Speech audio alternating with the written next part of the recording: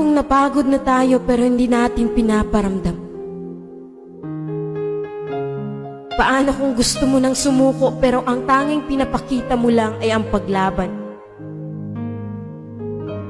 Sa buhay, hindi natin kailangan ipakita na palagi tayong malakas, masaya.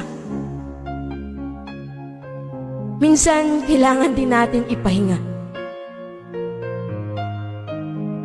Ilabas ang bawat pagod at salita.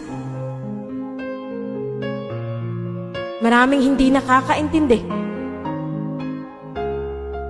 Pero ito, andito tayo sa realidad na kung saan tinatago natin ang sakit na nararamdaman.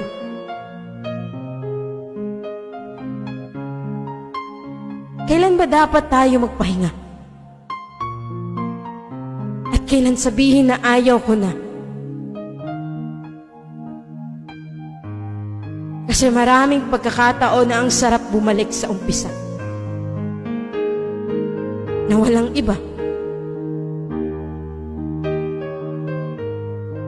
Ang sarap mabuhay. Pero ang hirap mapagod.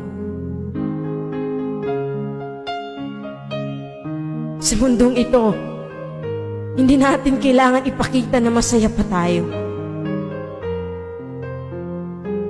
Kasi may mga oras na halos tayo ay sukong-suko na.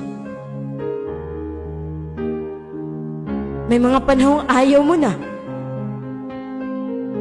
pero pilit mong iniiwasan. Kasi ikaw lang ang mag-isa. Mag-isang dinadala ang sakit na dadarama.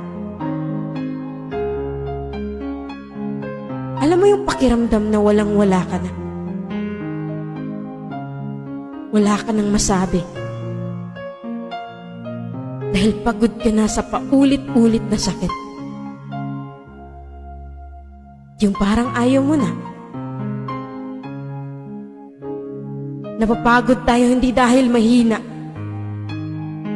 Napapagod kasi nangangarap at patuloy na lumalaban sa buhay.